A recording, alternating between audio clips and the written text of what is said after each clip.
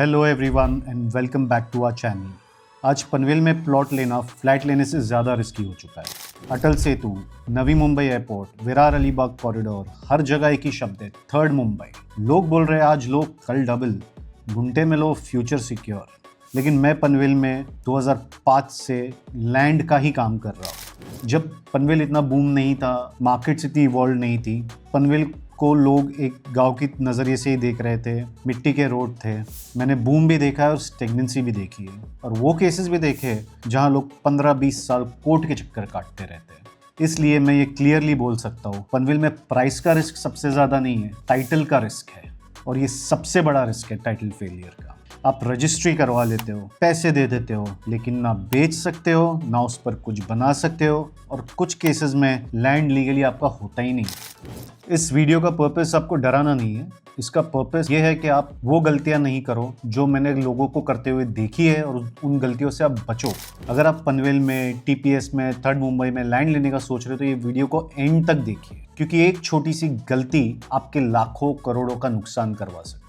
2005-2010 में पनवेल सिर्फ एक लॉन्ग टर्म इन्वेस्टमेंट था। लोग सोचते थे आज लेके रख देंगे, देखेंगे क्या होगा, लेकिन आज ये स्पेक्यूलेटिव मार्केट बन चुका है। जब इंफ्रास्ट्रक्चर आता है तो लैंड में पैसे बनते हैं, लेकिन पैसे सिर्फ उनके बनते हैं जिनका पेपर वर्क स्ट्रांग होता है। Land is not equal to flat. Land को आप फ्लैट बाइंग जितना आसान नहीं समझिए। मैंने बहुत सारे केसेस देखे हैं जहां लोग फ्लैट के माइंडसेट से आ रहे हैं पनवेल में और लैंड ले लेते हैं। लैंड में कोई बिल्डर आपके साथ नहीं होता है।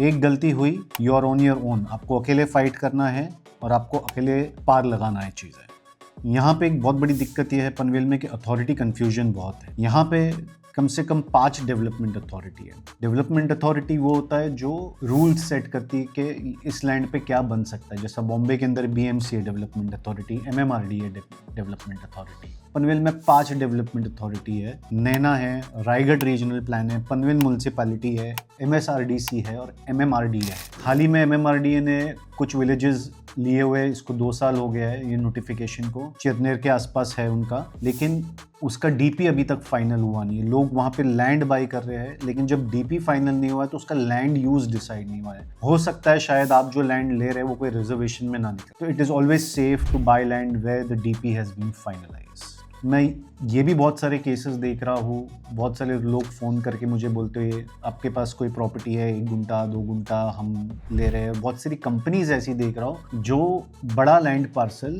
लेते हैं और फ्रैक्शनली लोगों को बेच देते हैं, और एक 7-12 पे 25-25, 30-30 जन के नाम चढ़े हुए। Please, this is not legal.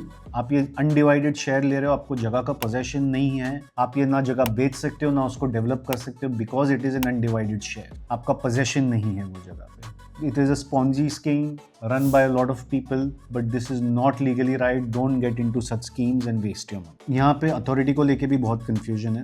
मैंने कुछ ऐसे गांव देखा हो जहाँ पे कुछ सर्वे नंबर्स टाउन प्लानिंग स्कीम में टीपीएस में जा रहे हैं, तो कुछ नैना में है, कुछ नैना में है, तो कुछ एमएसआरडीसी में है। ये सर्वे नंबर्स एक ही विलेज में अलग अलग अथॉरिटीज़ में है। ब्रोकर आपको रेट तो बता देता है, लेकिन अथॉरिटी का रूल नहीं समझा पाता है, और यहीं से प्रॉब्लम की शुरुआत होती है।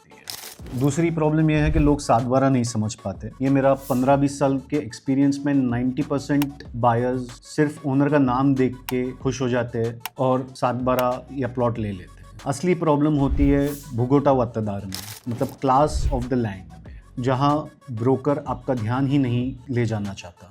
बेसिकली लैंड 3 प्रकार के वर्ग में डिवाइडेड रहता है। These are the classes of the land, class 1, class 2 and class 3। ज़्यादातर लैंड क्लास 1 और क्लास 2 में रहते हैं। एज ए लेमैन बोलूँ तो क्लास 1 ऐसी लैंड है जहां आपको कोई प्रायर परमिशन सेल ट्रांसफ़र के लिए रिक्वायरमेंट नहीं रहती है। मेरी लैंड है, मैंने आपको बेच दी। क्लास 2 ऐसी लैंड रहती है जहां पे प्रायर परमिशन की रिक्वायरमेंट रहती है, क्योंकि ये लैंड या तो कुल कायदे की लैंड रहती है, या गवर्नमेंट ने किसी को ग्रांट की हुई लैंड रहती है, तो सोल्जर्स को या लैंडलेस लोगों को या कोई शेड्यूल ट्राइब्स को, शेड्यूल कास्ट को ग्रांट करी हुई लैंड रहती है। और कुछ लैंड ऐसी रहती है जो इनाम में पुराने महाराजाओं ने इनाम में दी हुई लैंड रहती है। ये सब लैंड में नजराना भरना पड़ता है, और नजराना भर के ये लैंड आपको क्लास 1 में कन्वर्ट करवा के ही आप ले सकते हो। Without prior permission of Maharashtra government you can not bye such lands. Class 3 ऐसी लैंड रहती है जो गवर्नमेंट ओन्ड लैंड रहती है और गवर्नमेंट ने कोई स्पेसिफिक पर्पसेस जैसे देवस्थान में कोई पब्लिक पर्पसेस के लिए लीज पे दी हुई है in special cases, but these land you can not buy. मैंने ऐसे बहुत सारे केसेस भी देखा हुआ है जहाँ पे लोगों को बताया गया हुआ है कि ये देवस्थान है तो क्या हम क्लियर करवा देंगे, आप पैसे डालो, बट वो लैंड कभी क्लियर होती नहीं है। आइए कुछ प्रैक्टिकली 7/12 देख के भी हम समझने की ट्राई करते हैं। ये एक 7/12 है क्लास 2 का वर्ग 2। सक्षम प्राधिकाऱ्याचा पूर्व परवानगी शिवाय हस्तांतरण बंदी, भूमिहीन शेतमजूर स्वातंत्र्य सैनिक यांना वाटप जमीन। जब भी आप लैंड का 7/12 देखते हो, बहुत से क्लाइंट्स ऐसे होते हैं जो सोचते हैं कि सिर्फ 7/12 देख के सोचते हैं कि मैंने लैंड ले लेना चाहिए, ये लैंड क्लियर है। 90% ऑफ द बायर सिर्फ ओनर का नाम देखते हैं, लेकिन जो एक इम्पॉर्टेंट एरिया रहता है 7/12 में देखना, वो ये कॉलम भी रहता है जिसको कहते हैं इतर हक। यहाँ पे आपको अदर राइट्स कॉलम बोलते हैं। यहाँ पे आपको टेनेंसी के बारे में इंफॉर्मेशन मिल जाएगी, आपको कुछ और कंडीशन है प्रॉपर्टी के उसके बारे में इंफॉर्मेशन मिल जाएगी, किसी ने प्रॉपर्टी के ऊपर लोन लिया उसके बारे में इंफॉर्मेशन मिल जाएगी। तो ये साइड भी ज़रूर देखिए प्रॉपर्टी लेने के टाइम पे, और मैंने कई लोगों को फंसते हुए देखा है। अभी ऐसी लैंड को लेने के लिए आपको गवर्नमेंट की परमिशन की ज़रूरत है, लेकिन बहुत से जन यहाँ पे अग्रीमेंट फॉर सेल और पावर ऑफ अटॉर्नी ले लेते हैं और सोचते हैं मैं लैंड का ओनर बन चुका हूँ। तो these are a few cases. एक और एग्जाम्पल समझने की कोशिश करते हैं। ये वर्ग 2 का लैंड है। ये भी इसके अंदर आप देख सक रहे हो कलम 36 व 36 अधीन, मतलब ये जो लैंड है ये आदिवासी लैंड है। These are protected tribes. Even if they sign and give you or sell anything, you cannot buy without state's permission. You have to give them land back. उनको land देना पड़ता है फिर से। You cannot leave them landless. अगर आप इस land में देखो तो इस लैंड में बोझा भी दिख रहा है हमको, उसके बारे में भी मेंशन्ड है। ये लोन नहीं लिया हुआ, ये भराव बाबत है। हो सकता है इनकी लैंड थी, इन्होंने मट्टी लैंड की बेच दी है, या लैंड में भरनी की हुई है मट्टी लाके और मट्टी की रॉयल्टी नहीं भरी हो, रॉयल्टी का बोझा ये।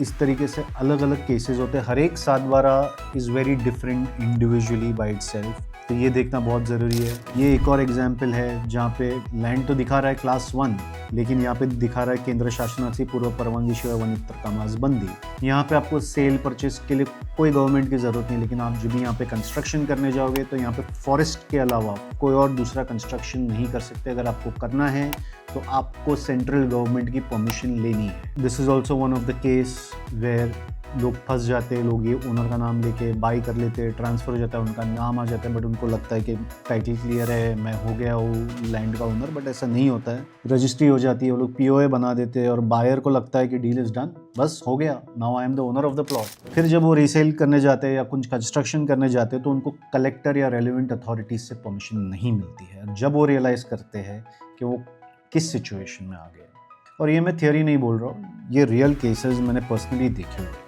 और मैं बहुत ओपनली बोल रहा हूँ कि वर्ग 2 की टाइप में लोग सबसे ज़्यादा फंसते हैं। लैंड के अंदर बहुत सारे हिडन ट्रैप्स रहते हैं।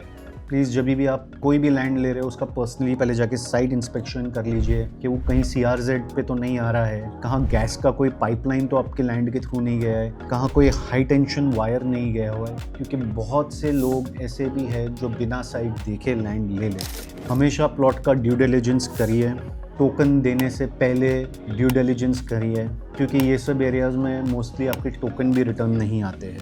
मैं ये नहीं कह रहा हूँ कि पनवेल कोई स्कैम मार्केट है, लेकिन ये इंडिया का सबसे स्ट्रॉन्ग फ्यूचर ग्रोथ सेंटर और फ्यूचर ग्रोथ जोन है, लेकिन ये बिगनर्स का प्लेग्राउंड नहीं है। मैं 2005 से पनवेल में लैंड देख रहा हूँ और एक चीज़ कॉन्फिडेंटली बोल सकता हूँ, यहाँ 100% लैंड में पैसा बनेगा। 100% लैंड में पैसा बनेगा, लेकिन जब बनेगा जब आपका टाइटल क्लियर हो। पनवेल में कोई गलती प्राइस में नहीं करता है कभी। पनवेल में लोग टाइटल में गलती करते हैं। एक गलती आपको काफ़ी साल पीछे ले जा सकती है, एक डिसीजन आपको काफ़ी साल पीछे ले जा सकती है। तो प्लीज़ बहुत केयरफुली लैंड खरीदिए।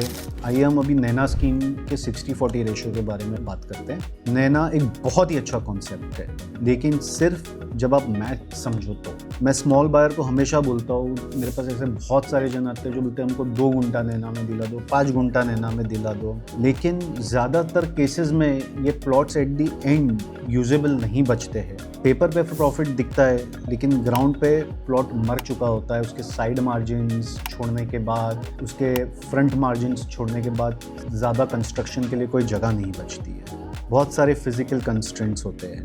अगर आपको कोई भी टाइप की एडवाइस चाहिए लैंड बाइंग के ऊपर, समझो आप हमारे थ्रू लैंड बाई नहीं कर रहे हो, किसी और के थ्रू लैंड बाई कर रहे हो, फिर भी feel free to call us because I want everybody to be successful in their decision, everybody to make money in this boom. कोई फंस नहीं जाना चाहिए कहाँ पे। बहुत सी ग्राउंड रियलिटी होती है जो चेक करनी पड़ती है। अगर आप TPS, नैना के बारे में या MMRD के बारे में, MSRDC के बारे में कोई भी सवाल है मन में जिसका आपको क्लैरिटी नहीं मिल पा रहा है तो हमें ज़रूर बताइए। अगर आप चाहते हैं हम कोई और टॉपिक पे वीडियो बनाएं नेक्स्ट टाइम तो उसके बारे में भी ज़रूर बताइए। नीचे कमेंट्स पे लिखिए आपको किस टॉपिक के बारे में वीडियोस चाहिए और हम बनाएंगे। और हमारी चैनल को सब्सक्राइब ज़रूर कीजिए क्योंकि लैंड में पेशेंस चाहिए, लेकिन पनवेल में सबसे ज़्यादा चाहिए एक्सपीरियंस और नॉलेज जो हमारे पास है। तो आपको अगर कुछ भी चाहिए पनवेल में तो please let us know and we are there to assist you.